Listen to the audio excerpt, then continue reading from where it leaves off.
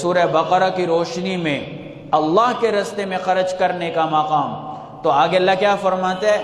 یا ایھا الذین آمنوا، اے ایمان والو، انفقوا من طیبات ما کسبتم، تم خرچ کرو حلال پاکیزہ، ومما اخرجنا لکم من الارض، اور جو ہم نے تمہارے لیے زمین میں سے نکالا ہے وہ تم خرچ کرو، وہ خرچ کرو، یعنی زمین سے جو بھی فصل ہوتی ہے اس پہ عشر واجب ہے۔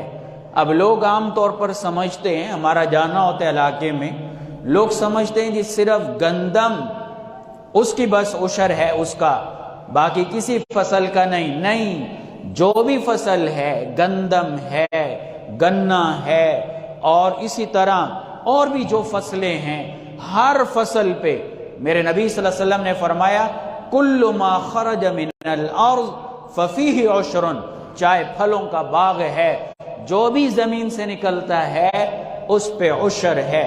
تو اللہ فرماتا ہے کہ جو ہم نے تمہارے لیے زمین سے نکالا اور جو تمہاری تجارت ہے حلال، اس میں سے اللہ کے راستے میں خرچ کرو۔ پھر اس کے بعد اللہ کیا فرماتا ہے؟ بڑی پیاری بات اللہ نے فرمائی ہے، وَلَا تَيَمَّمُوا الْخَبِيثَ مِنْهُ تُنْفِقُونَ، معمولی چیز نہ دینا، اللہ کے راستے میں ردی چیز مکس نہ کر دینا، وَلَسْتُمْ بِآخِذِي، جو تم خود نہیں لینا چاہتے، إِلَّا أَن تُغْمِضُوا فِيهِ، ہاں مجبوری کی صورت میں۔ وہ جیسے ایک مقولہ مشہور ہے نا کہ انگور کھٹے ہیں، تو وہی بات ہے، انگور کھٹے والی بات ہے، ورنہ تم نہ لیتے، تو ایسی چیز اللہ کے راستے میں نہ دو۔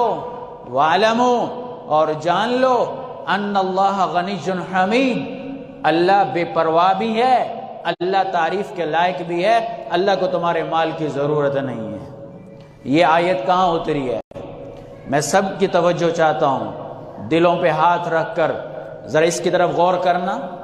نبی صلی اللہ علیہ وسلم نے مسجد نبوی میں ایک مدرسہ بنایا تھا، اس مدرسے کا نام تھا صفہ، اس میں پڑھنے والے طلباء تھے، ان کو کہا جاتا تھا اصحاب الصفہ۔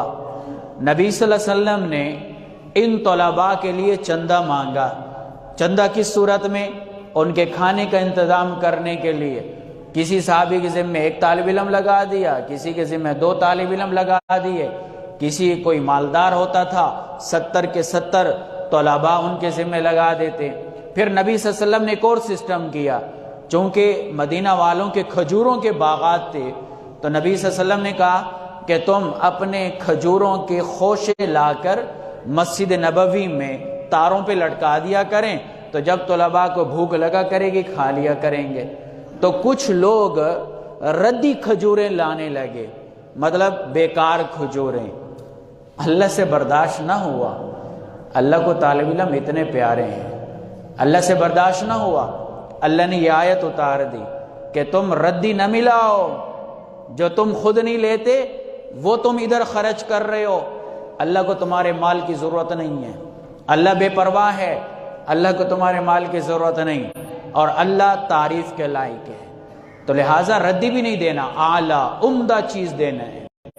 پھر اس کے بعد اللہ نے بڑی پیاری بات کہی، یہ ان لوگوں کے لیے جو زکوٰۃ نہیں دیتے، جو اللہ کے راستے میں خرچ کرنے سے ڈرتے ہیں، گویا ان کو موت آتی ہے، رنگ فک ہو جاتا ہے، دل کو پکڑ کے بیٹھ جاتے ہیں جب اللہ کے راستے میں خرچ کرنے کی بات آتی ہے۔ یہ کیوں؟ یہ سب شیطان کی پڑھائی ہوئی پٹی ہے۔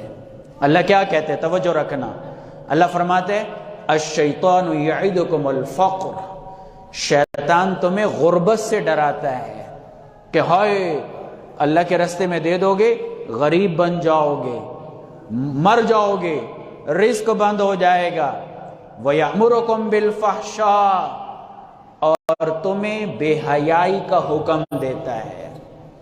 تو لہٰذا دنیا میں جو بھی انسان بے حیائی کے راستے پہ تمہیں لگائے نا، وہ پکا شیطان کا چیلا ہے، وہ پکا شیطان کا کارندہ ہے جو بے حیائی کے راستے میں لگائے، پھر خاص طور پر رمضان کے مہینے میں۔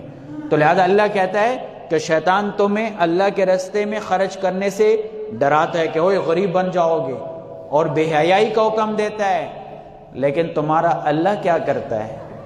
اللہ کیا وعدہ کرتا ہے؟ واللہ یعدکم مغفرۃ منہ وفضلا، اللہ تم سے وعدہ کر رہا ہے کہ اگر میرے رستے میں خرچ کرو گے تو میں تمہیں بخش دوں گا، وفضلا، اور اپنے فضل سے تمہیں نوازوں گا۔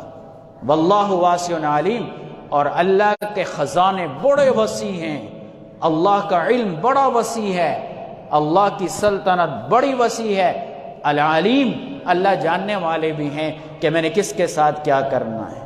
تو اللہ تو وعدہ کر رہا ہے، اللہ کے وعدے پہ کس کو شک ہے؟ مسلمان کو تو اللہ کے وعدے پہ یقین ہونا چاہیے، لہذا اللہ کے راستے میں خرچ کرنا چاہیے۔ اللہ وعدہ کر رہا ہے کہ میں اپنے فضل سے نوازوں گا۔ وہ رشوت کے پیسے سے، سود کے پیسے سے ہم بلڈنگ کھڑی کر دیتے ہیں اور اوپر کیا لکھتے ہیں؟ ھذا من فضل ربی۔ وہ ایک ہمارے بڑے عالم گزرے ہیں، مولانا بجلی گھر کے نام سے مشہور تھے، نام تو مولانا محمد امیر رحمہ اللہ تھا۔ کہنے لگے وہ ایک آدمی تھے پولیس میں ملازم، تو میں نے ان سے پوچھا بھائی آپ کی آمدنی کتنی ہے؟ کہنے لگے جی تنخواہ تو اتنے، باقی اللہ کا فضل ہو جاتا ہے۔ تو اللہ معاف کرے، ہم نے اللہ کا فضل اور سائڈ لیا ہے، لیکن اللہ کہتا ہے کہ جب تم میرے راستے میں حلال مال خرچ کرو گے تو پھر یقینی اللہ کا فضل آئے گا، اور جب اللہ کا فضل ہو جائے تو پھر وارے کے نیارے ہیں۔